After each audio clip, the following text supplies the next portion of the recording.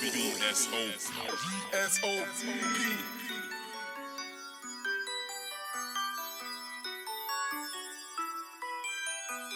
Hey, I'm Debbie Cotty. You're watching Catch Up Sessions, and I am catching up with Blade Brown.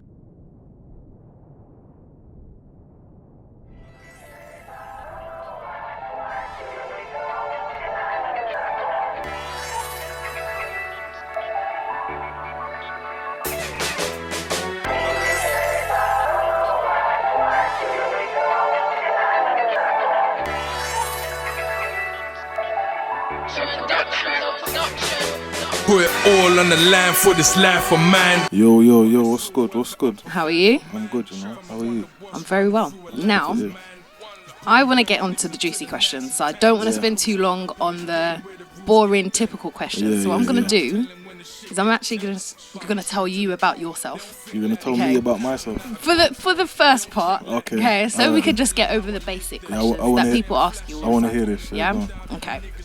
Hopefully I got this right. Okay. So you grew up in South London. Correct. You are a double OMA award winner. You got that from my Twitter,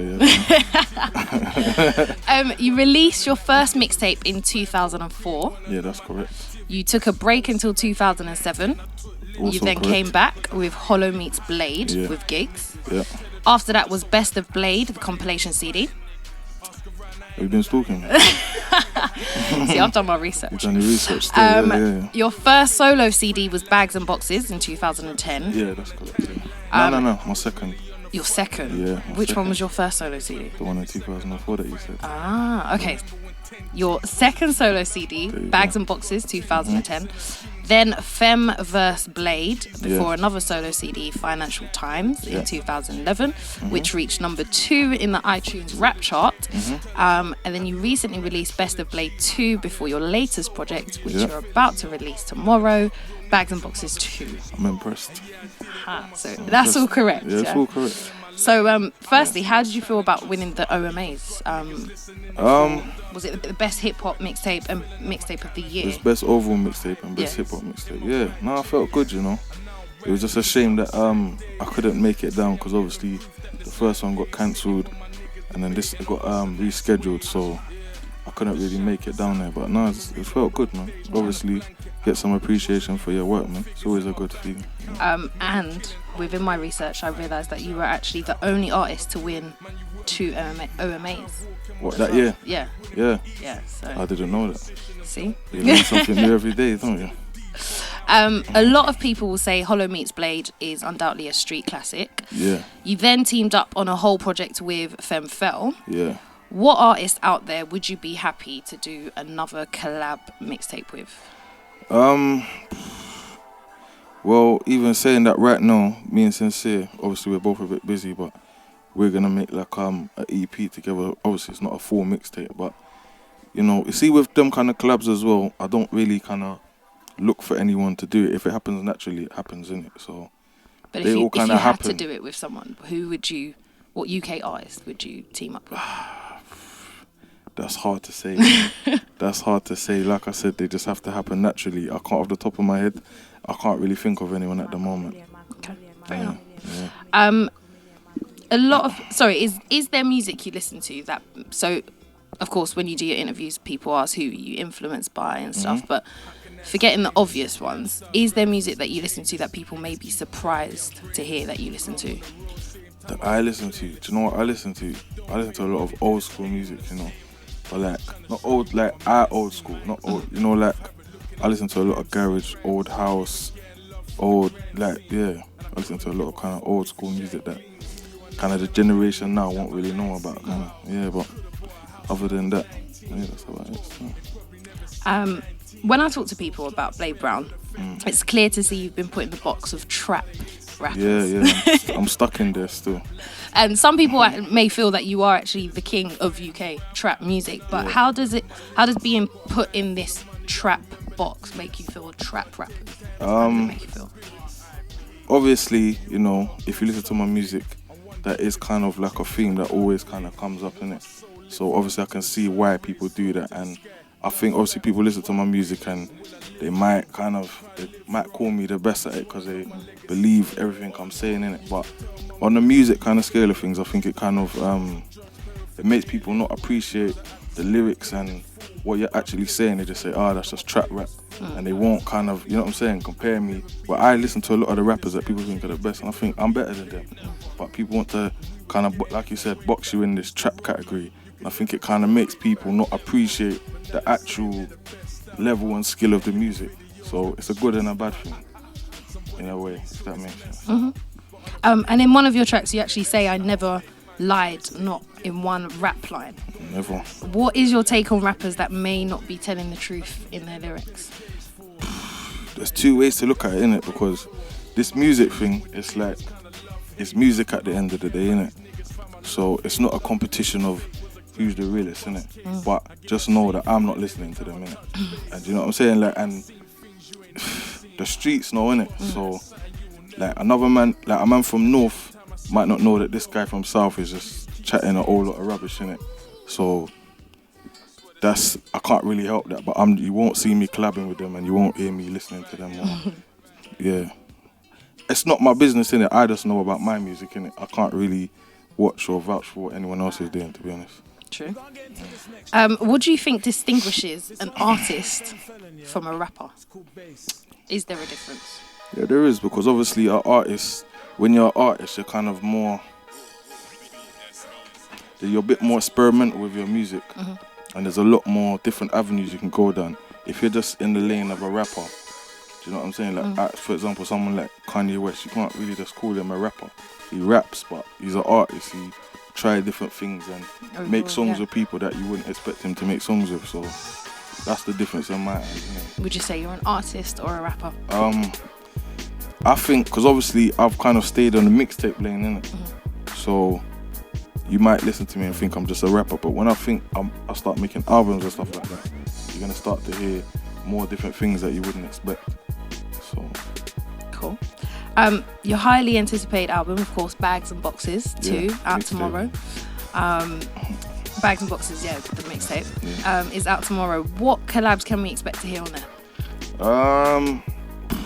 I'll give a few away, because some of them have been announced on Twitter anyway. Obviously, got Femfel on there, Squiller's on there, got a tune with Skepta and a tune with Chipmunk, and the rest of them, you're going to have to buy the CD and find out. And that's available on iTunes? That's available on iTunes, yeah. What is your favourite track on the mixtape and why? I think it's the intro, you know. Yeah? Why? It's the intro, because I can just keep listening to it again and again, and I'm a person that I don't really listen to my music. Once I make a song, just forget it, on to the next song, innit? But that song I can keep listening to, and I think it's like the best intro I've made still. Cool. Yeah. If you had to sum up the sound of the mixtape in 3 words. 3 words. What would you use? 3 words. Boy, it's real. Real. Energetic. And raw. That's it. Raw. Yeah, that's it. Cool. Your video for Life of Mine was shot in Dubai. Yeah. And your video for the track with Sincere was shot in New York. In New York, yeah. So how important is it for you to shoot videos overseas, and should we expect any of the other tracks, the videos for the other tracks, to be shot outside of the UK anytime soon? I mean, in this thing you kind of got to separate yourself from everybody else, innit? And you can make 20 videos on the block with all your mates and that's all good, but I don't really want to see that anymore. I want to make videos and show people things that they might not have seen before, and different sceneries, and show them that, like, you know, I go about, you know what I'm saying? I travel the world, and, you know. And do you think you'll be doing any more videos overseas? Yeah, definitely. Soon? Yeah, definitely. Yeah? Definitely. Yeah. You've got countries in mind already? I've done one in Jamaica before, but I want to do another one in Jamaica, because we kind of rushed that one. But yeah, I want to go back to Jamaica and do another one still. Cool. After the street success of your previous mixtapes and the iTunes success of Financial Times, clearly people want to buy your music. Yeah. But can we expect a free mixtape anytime soon? Yeah, definitely. But if I do like something free, it will be like all the kind of things I do free, like the best of Blade 2, Femville Blade, like that's all free in it because it's, you know, it's over American beats and it's kind of older music. So if I give something free, it won't be all original material. You see what I'm saying? But yeah, I might do a free tape scene still. But I think it's important that you know, you kind of sell your music because you give a value to your music. If you keep putting out free downloads, then it's like your music doesn't have a value. You see what I'm saying? And I know a lot of rappers do that, but I think it's kind of like, I don't know, man. Like, I see people say, yeah, I'm selling it, and then last couple of weeks, they're like, nah, it's free downloads. Like, they kind of bottle it. It's like, nah, man, put your music out there and sell it, man. You know? True. How would, because you mentioned you wanted to do you obviously planning to do an album. Yeah. How would your album differ, the sound of your album differ to the rest of your music you've done? I can't tell you. I will only know when I'm making it. But like I said, it would definitely be things that you've never heard, or working with artists that I've never worked with before, and touching on subjects that I've never touched on before as well. So it would just be like a whole, you know, a whole new next thing. You know what I'm saying? When you say working with artists, would you hope to work with US artists as well, or would you keep it UK? If it makes sense. Yeah. I don't like to, with collaborations, I don't like to force collabs. If it makes sense, I'll do it. If it doesn't, then it's kind of, it's long. There's no point in it. Yeah. If you were to get signed tomorrow, how important is it for you to keep your image and your musical content the same? Well, if that's what's working for you, then I don't see where people get signed and change that, innit? But obviously, you know, when it comes to like this music thing, you don't have to kind of you can make kind of music that can work on the radio, but you don't have to make silly music. Right. You know what I'm saying? Because we don't all do the same thing every day. You can make songs about this side of your life or about girls or something, and it's not commercial music, it's real because that's how you live, innit? But obviously, when you get signed, they want you to push them kind of songs a bit more. So I think there's just a way of doing it without kind of being too, like, washing up your music a bit too much, you know what I'm saying? So you should still try to stick to being yourself. I'll be myself, yeah. There's no, you'll just lose all your fan base if you get signed and change. What's the point of that? And then you'll get stuck in the middle where your fans who like you and are the reason why you're at the position you're at now, they're not going to like you anymore. And the commercial world, they're not going to feel you. So it's going to be stuck in the middle, nowhere. So it doesn't really make sense to kind of change it up. True. Finally, as an artist, how would you define success? Like, when would you feel as if you've made it? Made it? I don't know. I feel like you made it. I don't know. I think you just know when you're there. Like, obviously, when your music's selling like in the hundreds of thousands, and you know when you're traveling the world doing your music, that's when I'll feel like, yeah, we're here now, innit? But do you feel like you need to be signed for that to happen? No, never. It's just obviously labels can just put more backing and more links into what you're already doing, but there's people that have done it without being signed. So you can do it. It's just how much effort you put into the music. And unfortunately, sometimes I get sidetracked, so I'm not always 100%. So, because realistically, I announced that I was doing this mixtape last January, so it's almost taken me a year to put it out. Yeah. Do you know what I'm saying? It shouldn't really take that long, but... Are you nervous about how people are going to receive it at all? No, never. Excited? I make music that I like, innit? Yeah. And people seem to like that. So as long as I keep doing that, then I'll never be nervous about putting out anything. Cool. Thank you. So that's all the questions. Okay. Done, but we've actually got a game. Yeah. So I stayed up all night thinking about a title for the name of this game. You stayed up all night thinking about it? Yeah. And I finally came up with a title. Okay. Do you want to know what it's called? Go on. It's called Bags and Boxes. Oh, that's original. I like that. Oh, you've got a bag and oh, I see. It's all coming together now. It's all coming together. We've got a bag. Okay. And we've got a box. A box. And what is in this box? Money. It's a very very simple game. Yeah? All you have to do Okay. is pick a question from either the bag or the box. Okay, and then I'm going to read it out to you. Okay. Very, very simple. Yeah. Now, each one has got a theme. Yeah. But let's just start playing the game, and I'm going to see if you can maybe Do I guess pick it the or do thing. you pick it? Tell me bag or box, and I'll pick it and read it out. So Let's go with bag first because it always starts from the bags. okay. So you want a bag question? Yeah. Okay. All I ask for this game as well is that you're very honest. I told you. I never And lie. don't think about it too much. Okay. Doesn't matter how random they are. Just answer it. Okay. Yeah. Okay. First question.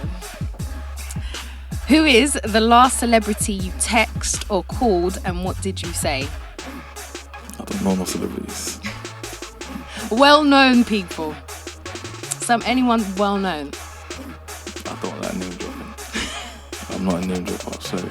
So you want to pass on that? I'm the pass on that one, sorry. All right, cool. Bag So- or box? Let's go with the box. Okay.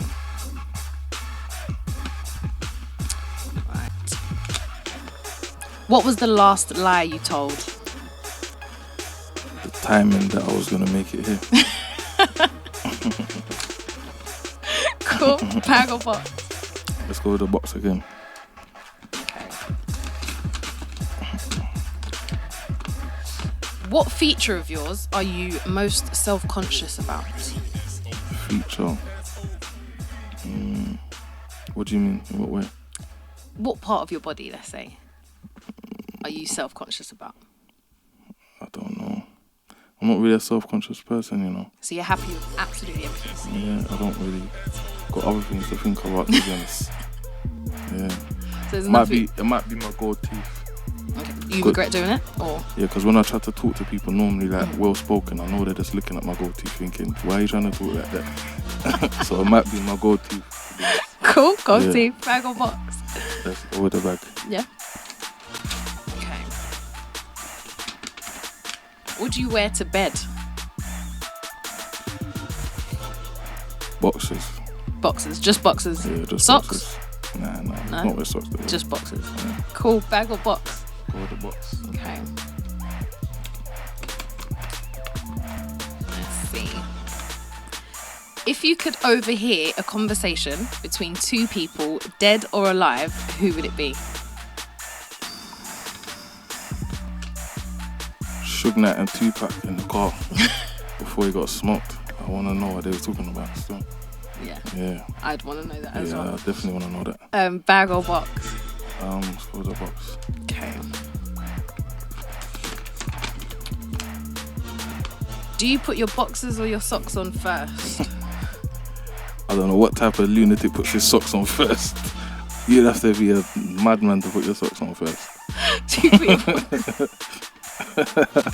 Cool, okay. And this is what you was thinking about last night. Let's go with the bag. In the bag, okay. This is the last one? Yeah. Okay. I like these are funny. So.